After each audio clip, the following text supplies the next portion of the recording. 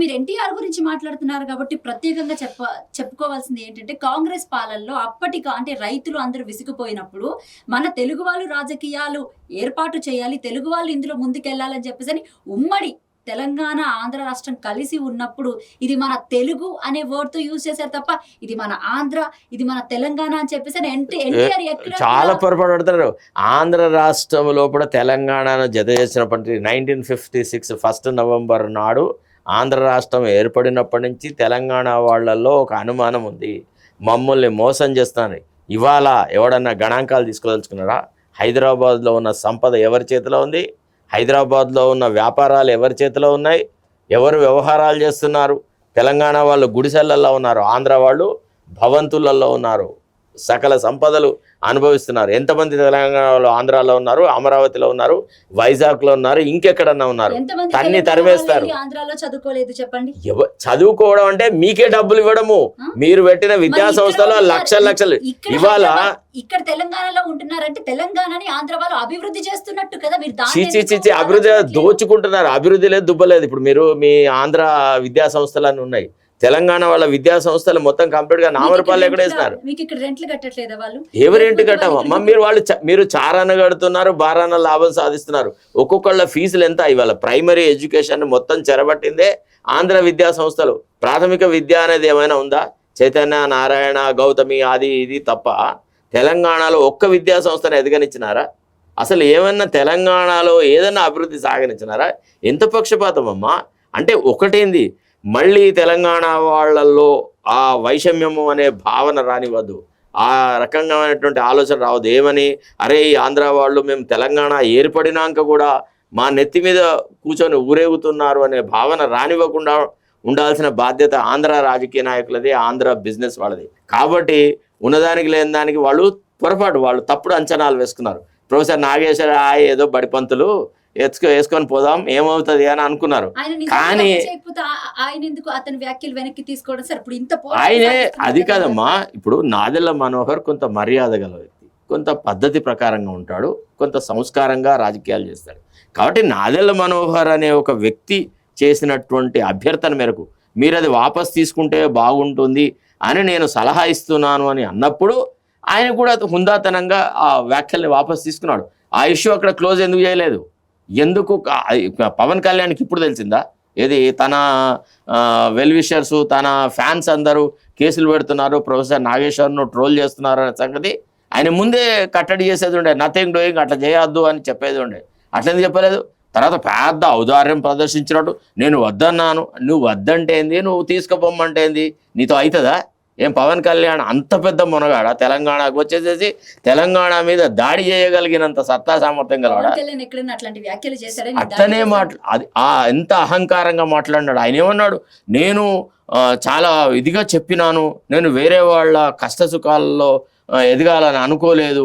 Professor Nageshwar గారు పొరపాట్లో అట్లా మాట్లాడినట్టున్నారు. ఆయన మీద పాపం ఆయన మీద ఏం చర్యలు తీసుకోవద్దని నేను చెప్పినా అన్నాడు. ఈయనెవరండి పాపం ప్రదర్శించేది, దయ చూపెట్టేది? ఈయనెవరు? ఆయన ఏం మాట్లాడినాడని ఈయన దయ ఇస్తున్నాడు? ఆయన ఏమన్నా ఎవరన్నా మర్డర్ చేసినాడా, లేదా రేప్ చేసినాడా? ఏంటి ఆయన చేసిన దాన్ని భారత శిక్షా స్మృతిలో ఏ ప్రొవిజన్ కింద తీసుకొస్తారు? అది నేరమని అంటే ఎవడు మాట్లాడేవాడు లేడనా? కాదు ఇంకోటి అమ్మ, మీరు విషయం చూడండి, ఆంధ్రాలో మూలాలు ఉన్నటువంటి ఏదైతే సోషల్ మీడియా ఛానల్స్ ఉన్నాయో ప్రొఫెసర్ నాగేశ్వర్ మీద ఎన్ని రకాలుగా మాట్లాడుతున్నారు, ఒక్కొక్కడు ఏమేమి మాట్లాడుతున్నారు. అంటే వాళ్ళకే భాష ఉంది, వాళ్ళే విమర్శ చేస్తారనా? అది కదమ్మా. అదంతా వాళ్ళంతా ఎవరు? సోషల్ మీడియా ఎవరిది అక్కడ? అయితే చంద్రబాబు నాయుడు సోషల్ మీడియా అన్న ఉన్నది, పవన్ కళ్యాణ్ ఇవాళ రేపు సోషల్ మీడియా కూడా విడిపోయింది, చూడ విభాగాలుగా. పాయింట్ మాట్లాడుకుందాం. ఇందాక మోడీ అండ్ చంద్రబాబు నాయుడు విషయంలో రాజకీయ నాయకులు అన్న తర్వాత విమర్శలు ప్రతి విమర్శలు తీసుకుంటారు. రాజకీయాల్లో ఎప్పుడు ప్రొఫెసర్ నాగేశ్వర్ కూడా రాజకీయ నాయకుడేనమ్మా, ఆయన కూడా రాజకీయ నాయకుడు అన్నప్పుడు exactly he's an MLC, retire అంటే ఎక్స్ ఎమ్మెల్సీ. ఆయన కూడా రాజకీయాల్లో ఉన్నాడు. ఆయన విద్యార్థి దశ నుంచి ఒక రాజకీయమైన పంథాలో వచ్చిన వ్యక్తి. మేమనలేదు కదా, వాళ్ళు కదా కేసులు పెట్టేసేసి అరెస్టులు తీసుకొస్తాం తీసుకుపోతాం అది ఇదని అన్నప్పుడు కదా వీళ్ళు రియాక్ట్ అయింది. ఇప్పుడు కేసుల సంగతి ప్రొఫెసర్ నాగేశ్వర్ ను తిట్టడం సంగతి, పేటీఎం అనడం సంగతి అవంతా మొన్న చేసినారు. దాన్ని కూడా విమర్శగానే తీసుకుంటే అయిపోయేది కదా. ఎట్లా తీసుకుంటారు? అంటే మీరు చెప్పవించి చెడల్వని కొడితే మేము ఆ గాంధీ మహాత్ములకి ఇంకో చెప్పించాలా? లేకుండా నాగేశ్వరరావు గారు కూడా అలా మాట్లాడడం కరెక్టే అంటే ఏం మాట్లాడినాడు నాగేశ్వరరావు? ఏం తప్పు మాట్లాడలేదు. నాగేశ్వర్ గారు ఒక తనకున్న సమాచారం మేరకు ఒక విషయాన్ని ప్రస్తావించినారు. అది తప్పు. నాగేశ్వర్ గారు కేవలం వైసీపీ పార్టీకి ఏజెంట్ గా పనిచేసినాడు అట్లా మాట్లాడండి. వైసీపీ వాళ్ళు ఎందుకు సపోర్ట్ చేస్తున్నారు? ఎవరికి? నాగేశ్వరరావు గారికి. అమ్మ మీరు వ్యతిరేకించిన మీ శత్రువుకు శత్రువు మిత్రుడైతారు. ఇప్పుడు వైఎస్ఆర్ ఇప్పుడు చంద్రబాబు నాయుడు ఆంధ్ర వాళ్ళైనా కానీ చంద్రబాబు నాయుడుతో వాళ్ళకున్న వైషమ్యం దృష్ట్యా, బద్ధ శత్రుత్వం దృష్ట్యా వాళ్ళు నాగేశ్వర్ కు సపోర్ట్ గా ఉన్నారు.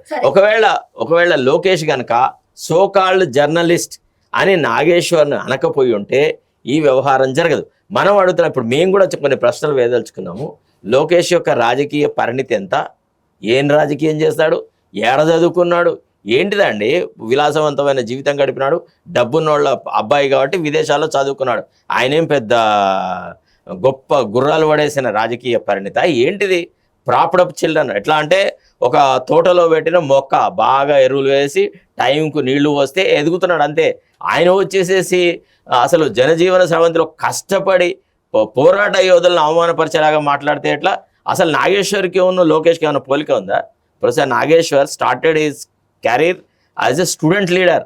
ఎస్ఎఫ్ఐలో రాష్ట్ర స్థాయికి ఎదిగిన వ్యక్తి. అట్లాంటి ఒక పొలిటికల్ పండిట్ను పట్టుకొని ఆడేవాడండి బచ్చగాడు, వాడు విమర్శించడం ఏంది? ఇవన్నీ చాలా పొరపాట్లు. ఇవన్నీ అంతవరకు సార్ రాజకీయ నాయకులు అండ్ ఈయన కూడా రాజకీయ నాయకుడు లాగే చూసి సార్ లేకపోతే విమర్శలు సహనము వాళ్ళ నుంచి ఉండే పక్కన పెడితే ఆంధ్ర వాళ్ళు మొట్టమొదటి step professor Nageshwar reacted to the request made by mister Nadendla Manohar. ఏమన్నారు? ఆంధ్ర రాష్ట్రం విడిపోక నుంచి కూడా ఆంధ్ర వాళ్ళు ఇక్కడ ఉంటున్నారు అండ్ అంటే ఎక్కడ కూడా ఆంధ్ర ఒక రాష్ట్రం విడిపోయిన తర్వాత ఇక్కడ వీళ్ళు ఉండకూడదు, ఈ రాష్ట్రం వాళ్ళు ఇక్కడ ఉండకూడదు, అనేది ఎక్కడ లేదు కదా సార్. కాదండి, మీరు ఇక్కడ సహజీవనం చేస్తే అభ్యంతరం లేదు. కానీ మీరు మా నెత్తి మీద కూర్చుంటే, మమ్మల్ని అవమానపరిస్తే, మా ఇండస్ట్రీస్ ని డెవలప్ కానియకపోతే, మా ప్రాంతం అభివృద్ధిని కానియకపోతే, మా ప్రాంతంలో ఉన్న విద్యా ఉపాధి అవకాశాలన్నీ మీరే కబళించి వేస్తే మాకు కోపం వస్తుంది. ఎస్, తెలంగాణలో ఫీలింగ్ ఉంది ఆంధ్ర కాంట్రాక్టర్స్ కి. దేశంలోనే కాదు వరల్డ్ లో ఎక్కడైనా సరే తెలంగాణ అనేది ది నంబర్ 1 స్టేట్ గా ఇప్పటికీ ఉంది. అంటే గవర్నమెంట్ చేంజ్ అయినా అవినప్పటికీ కూడా తెలంగాణ అంటే ఒక ఇంపాక్ట్ ఉంది. తెలంగాణ అంటే ఒక ఉద్యమకారుల స్టేట్. ఇప్పుడు ఒక విషయం చూసారా మీరు?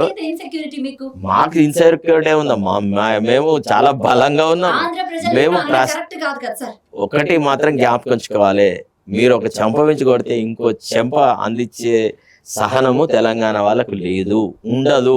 ఎందుకు అనంటే మా వల్ల మీరు బాగుపడ్డారు అనే వ్యవహారం అనేది వాస్తవం. కానీ మీ వల్ల మేము బాగుపడింది ఏం లేదు. మీరు అంత సంపద అంతా తీసుకొని పోయి వైజాగ్ను డెవలప్ చేసుకున్నారు, రాజమండ్రి డెవలప్ చేసుకున్నారు, విజయవాడను డెవలప్ చేసుకున్నారు, గుంటూరును డెవలప్ చేస్తున్నారు. ఆ స్థాయి నగరాలు మాకు తెలంగాణలో ఏమున్నాయి?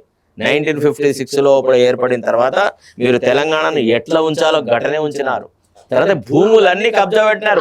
హైదరాబాద్ పెరిఫెరీ ఈ రోజు ఎక్కడ చూసినా ఐటీ హబ్ గా ది నంబర్ 1 స్టేట్ అంటే ఏముంది సార్? అది మేము మా వ్యక్తిగతంగా మా దగ్గర వనరులు ఉన్నాయి కాబట్టి మేము డెవలప్ అయినాం. మీరు చాలా పొరపాటు పడుతున్నారు.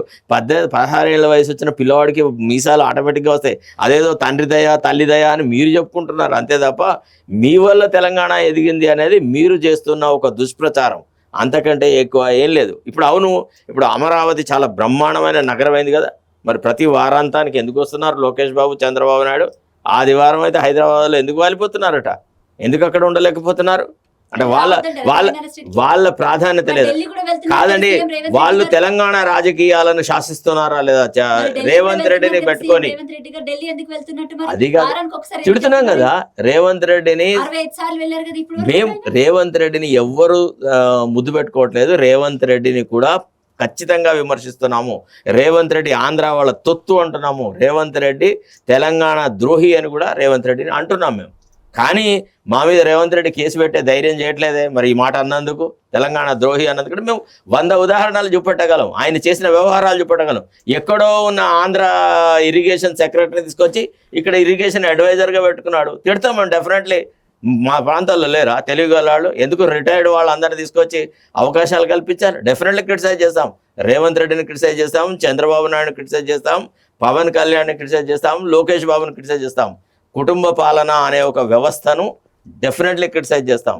మేము కేసీఆర్నే మొత్తం తీసి చెత్తబుట్లో దాఖలు చేసినాం. కుటుంబ పాలన తీసుకొస్తే కేసీఆర్ని వదిలెట్టినామా? మన తెలంగాణ మొన్నటి ఎన్నికల్లో ఎట్లా కొట్లాడినాం. ఎప్పుడైతే సోషల్ మీడియా మీద కేసీఆర్ అటాక్ చేస్తే ఆయన అదే we have paid him in the same kind. So కాబట్టి ఇది తెలంగాణ వాళ్ళు చేసిన పొరపాటు కాదు, ముందు రాయి వేసింది ఆంధ్ర వాళ్ళు. దానికి వీళ్ళు సరైన సమాధానం చెప్పినారు, చెప్తారు. భవిష్యత్తు కూడా అట్లనే ఉంటుంది. ఈ విషయం మీరు గ్రహిస్తే బెస్ట్. సరే, ఏమైనా కానివ్వండి, రాజకీయ నాయకులు చేసేదానికి ఇక్కడ తెలంగాణలో ఉన్నటువంటి ఉద్యమకారులు కానీ సీనియర్ జర్నలిస్టులు కానీ కొంచెం రాజకీయ నాయకుల మీద వ్యక్తిగతంగా వెళ్ళడం కూడా కరెక్ట్ కాదేమో అనిపిస్తుంది. ఎందుకంటే 3 పెళ్లిళ్ళ విషయాల్లో కానివ్వండి, ఇలా కొన్ని విషయాల్లో పర్సనల్ అంటే వ్యక్తిగతంగా రాజకీయంగా ఎన్ని విమర్శలను చేయండి, తప్పు లేదు. మీ మీద రాళ్ళేస్తున్నారు అని అనడం, మిమ్మల్ని తక్కువ చేస్తున్నారు అని అనడం, ఆంధ్ర పోలీసులు ఇక్కడికి వచ్చి మా ప్రొఫెసర్ నాగేశ్వరరావుని అరెస్ట్ చేయడం అనడం తప్పు లేదు, నీకు కాదనట్లేదు. కానీ వ్యక్తిగతంగా 3 పెళ్లిళ్ళు చేసుకున్నాడు, ఇలాంటి వ్యక్తిని ఉప ముఖ్యమంత్రి హోదాలో కూర్చోబెట్టాలి. అసలు నారా లోకేష్ కి తెలివి ఎక్కడుంది, ఎక్కడ చదువుకున్నాడు, అసలు అతను రాజకీయంగా అతని లెవెల్ ఏంటి, ఇలాంటి మాటలన్నీ కూడా మాట్లాడడం కరెక్ట్. ఫైన్. మీరు కూడా ఒక విశ్లేషకుడిని పట్టుకొని అతను కళ్ళు లేనివాడట, అతను గుడ్డివాడట, అతను ఎవరో ఒక ఆయనే తీసుకొని పోతున్నారు చూసినానని జనసేన నాయకుడు ఒకడు సోషల్ మీడియాలో మాట్లాడి మీరు అవమానపరచొచ్చా? మీరు ఏదంటే అది మాట్లాడొచ్చా? అంటే మీరు మాట్లాడితే మేము సైలెంట్ గా మీరు కూడా కేసు పెట్టాల్సింది కదా. ఎవరైతే అట్లాంటి సోషల్ మీడియాలో వ్యక్తిగతంగా అది బలహీనుడు చేసే పని, అది బలహీనుడు చేసే పని. మేము ఎందుకు కేసులు పెడతాం? మీరు కేసులు పెడితే మేము ఎదుర్కొంటాం. We are capable of fighting. We know how to fight you. It's a known thing for us. మేమేం భయపడము.